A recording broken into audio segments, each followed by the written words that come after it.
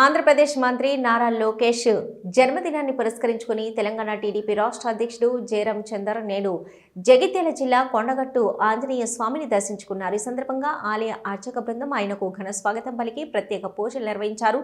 అనంతరం మాట్లాడుతూ కొండగట్టు ఆలయ పరిసరాల్లో భక్తుల సౌకర్యార్థం 96 గదుల నిర్మాణం కోసం టీటీడీ నుంచి 35,19,00,000 రూపాయల నిధులను శాంక్షన్ చేయించినందుకు ఆంధ్రప్రదేశ్ ముఖ్యమంత్రి చంద్రబాబు నాయుడు, మంత్రి నారా లోకేష్, జనసేన పార్టీ అధ్యక్షుడు డిప్యూటీ సీఎం పవన్ కళ్యాణ్ కు ప్రత్యేక కృతజ్ఞతలు తెలిపారు. నమస్కారం. ముందుగా నేను కొండగట్టు ఆంజనేయ స్వామి దగ్గరికి వచ్చినప్పుడు ఇక్కడ వచ్చిన నా తెలుగుదేశం పార్టీ కుటుంబ సభ్యులు, మరి నా అభిమానులు, నా మిత్రులు అందరికీ పేరు పేరున నమస్కారం తెలియజేస్తూ, మరి మీ అందరికీ తెలుసు ఈరోజు మా నాయకుడు జాతీయ ప్రధాన కార్యదర్శి నారా లోకేష్ గారి పుట్టినరోజు సందర్భంగా మేము ఇక్కడ రావడం జరిగింది.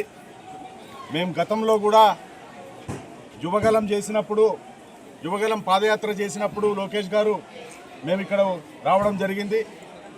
మరి ఆ ఆంజనేయ స్వామి దయ వల్ల మీ అందరికీ తెలుసు మరి అక్కడ మహాకూటమి ఏ విధంగా ఏర్పడిందో.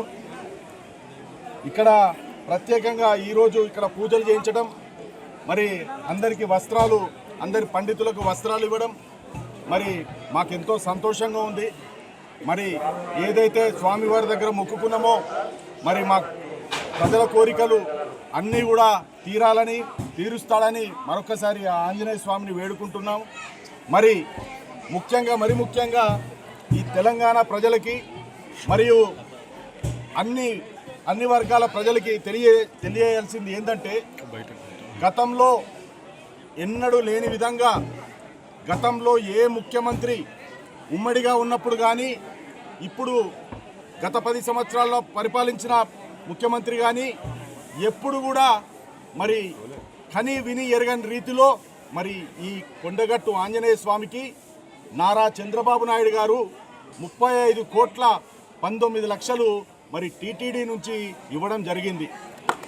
ఇది ఎప్పుడు కూడా ఇంతవరకు 2 రాష్ట్రాల్లో, తెలుగు రాష్ట్రాల్లో ఎప్పుడు కూడా ఇంత పెద్ద ఎత్తున ఫండ్స్ రిలీజ్ చేయడం జరగలే.